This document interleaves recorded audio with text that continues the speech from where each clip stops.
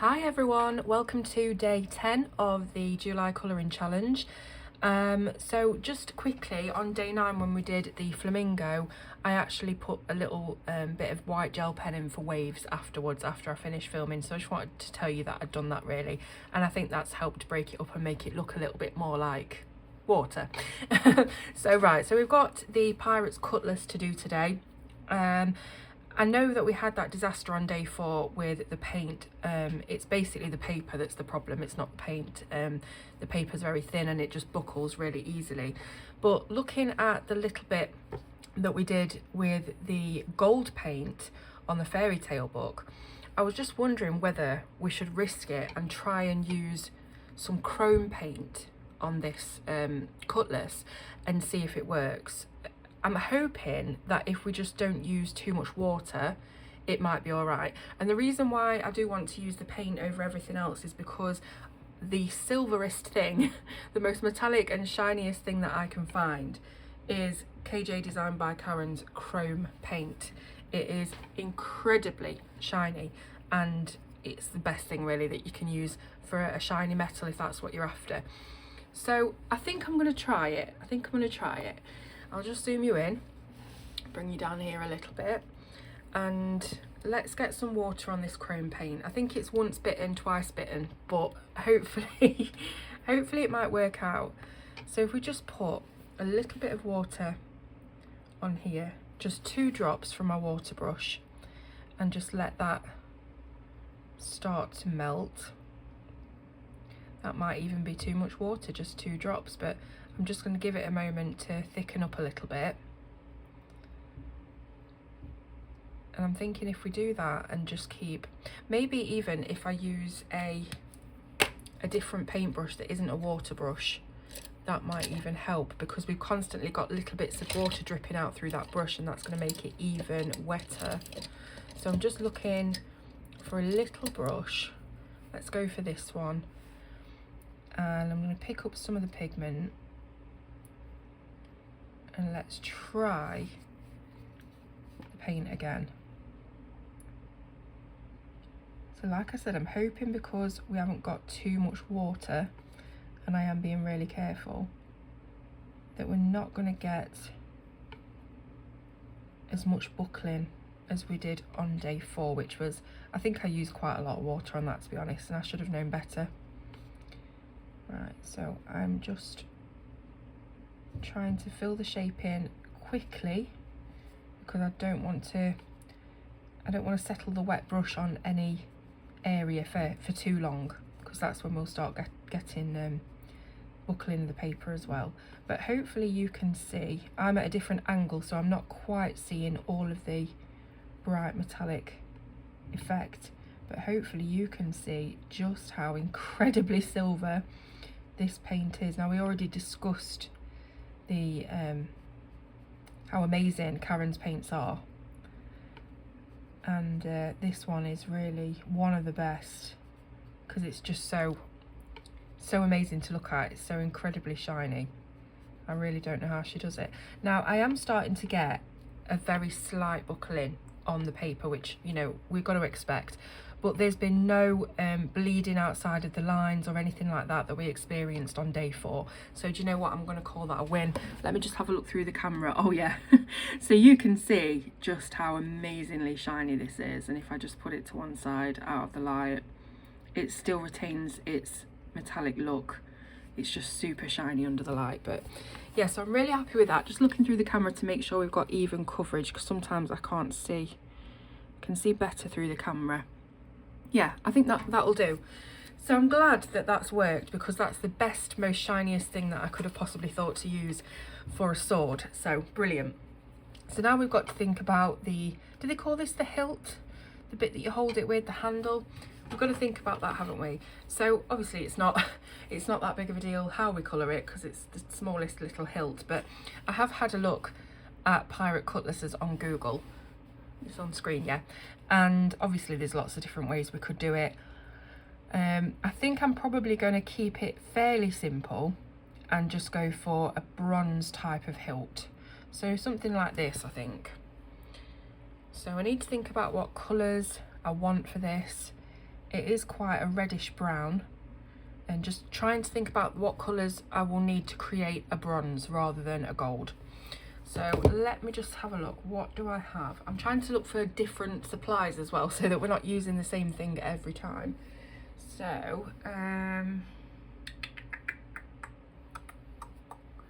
what do I have up here? What's in this pencil case? Ooh, we've got Derwent Inktense. Now again, that's a water medium. I'd worry. But should I just go for it anyway?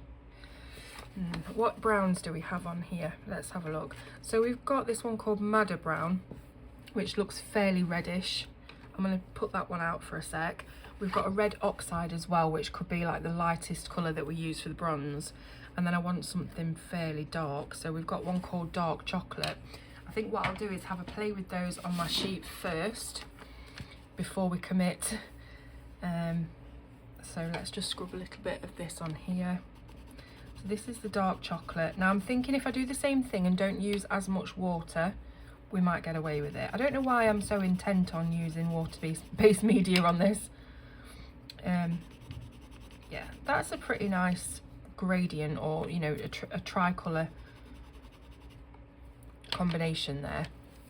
So let me just wipe this off my brush. I've got all that chrome paint on there still, so we're probably going to have a little bit of sparkle, but that's fine. So let's have a look at how this actually looks. So that's really nice. Inktense pencils are fantastic, aren't they? See how red that middle brown is? That's lovely. And then we've got more of an orangey lighter tone there. Now this is a really good combination for a reddish brown, but I'm just wondering whether or not it's bronze. It's not, is it? It's not bronze. I'm trying to convince myself it's bronze, but it's not. So I think I am just going to have to quickly jump back to the Copic markers. That's the ones that I've got next to me. So let's see if I can pick out something nice to use on here. All of these markers, sorry, I've got them all in trays, but they've all been swidged around. I'm sure my kids have been using them and I told them not to. Like I haven't got enough markers that they can use. My Copics are like, you know, top tier. Let's see. So I'm looking for a bronze.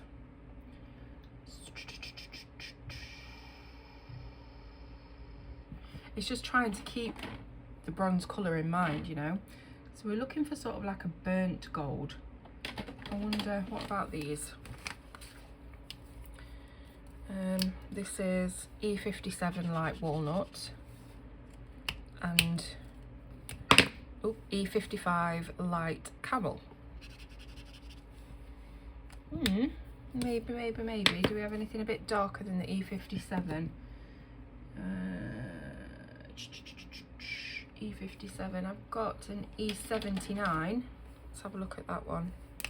If it's a 9, that means it's darker than the 7, so that should work.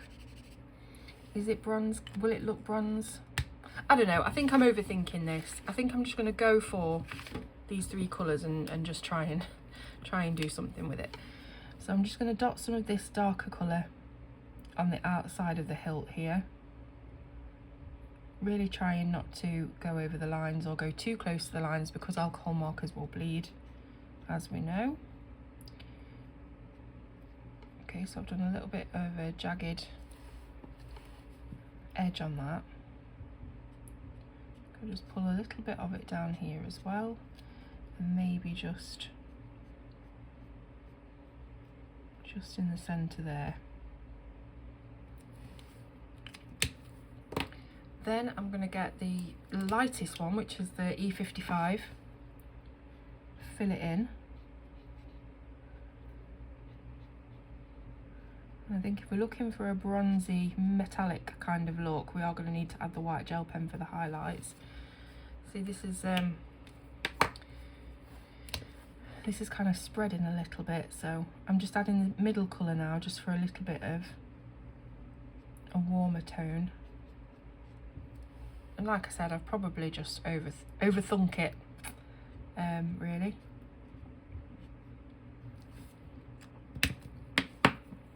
Come back in with the darkest one. Just try and reinforce that a little bit.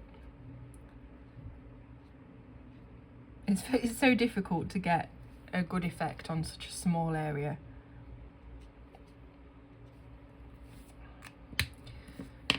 So that's sort of like our base done. Let's see if putting any of the white gel pen on it might help to make it look just a little bit shinier. So what I would generally do is just put a little bit around the edge here.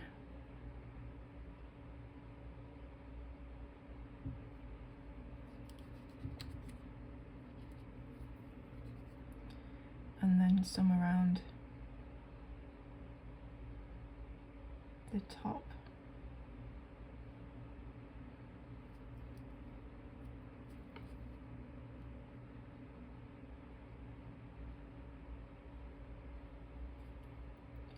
Some little zigzags, and maybe a bit here as well.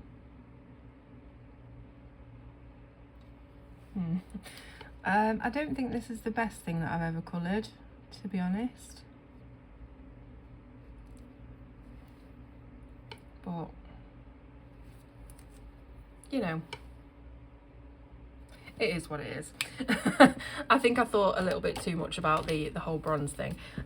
So yeah, let's see what colour we can do the background with. So we've got a pirate sword. What kind of piratey colours could we use? Not that it has to be a piratey colour, but let's have a look on this Google and see if we've got any ideas for background colours.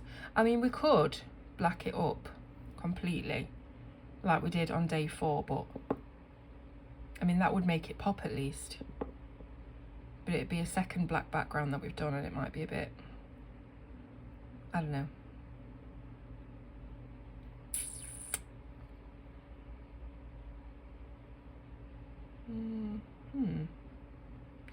What about like a deep sort of murky green like that, like a mossy foresty green? That might look cool. Let's see what I've got that we can do that with. So I've got my pencils next to me. I've got my Luminance and Prismacolors. So let's see if I can figure out something that looks kind of like that. Sort of like a poison green. Let's see. These two here have instantly jumped out at me. This is the Luminance Dark Phthalocyanine green and Chromium Oxide green.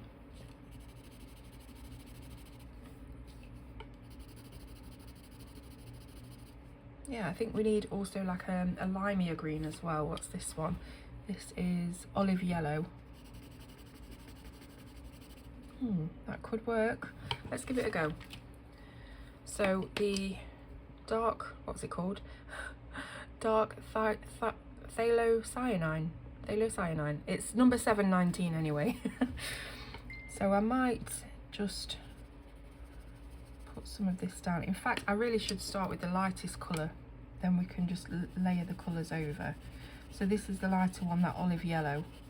It's number 015 in case you wanted to use it yourself.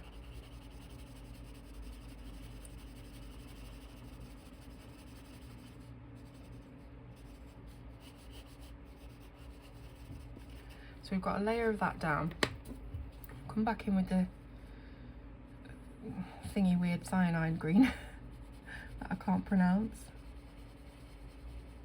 Just do some little areas, so it's almost like a cloudy green in the background rather than having a top to bottom gradient, a little bit like we did on day 5 actually, just adding in bits of colour here and there.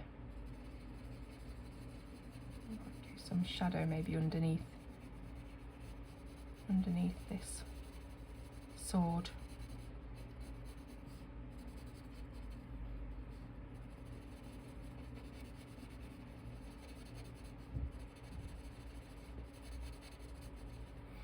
And then we've got our medium colour, which is the Chromium Oxide green, number 212. Let's bring that in as well.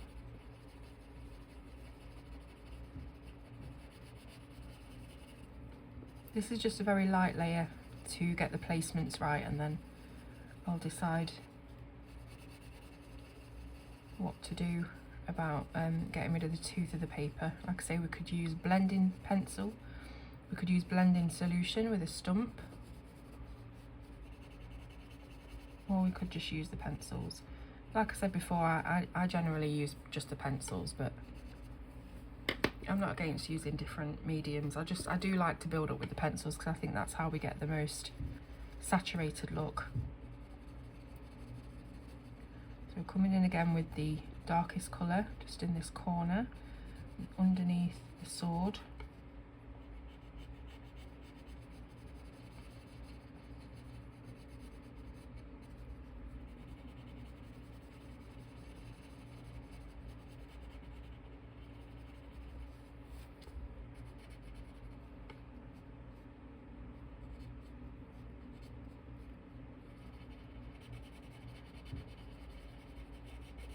Up in this corner.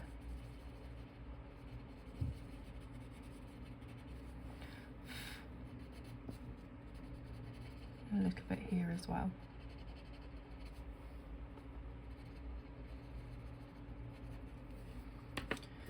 Next we've got our medium colour, 212. So this time I'm just using a bit of a harder pressure and really trying to flatten the tooth in the paper. We do have bits of this chrome that have been smushed across by the pencils, but I'm good with that. As much sparkle as possible, more the merrier.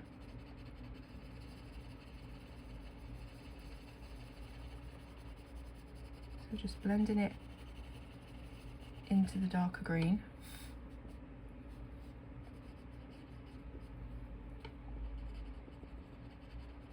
Fill that little area there.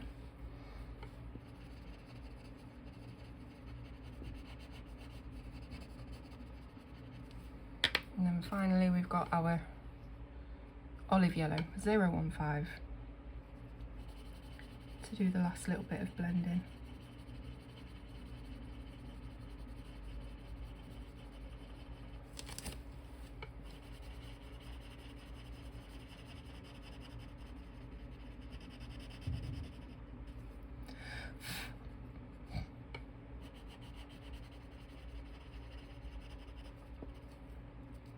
Might even just use a bit of white just for that very last bit. Where's my white? Just for that very last bit to keep it a bit lighter than the rest of the areas. And look a little bit like the tips of clouds that maybe have lightning behind them, but like a green poison lightning.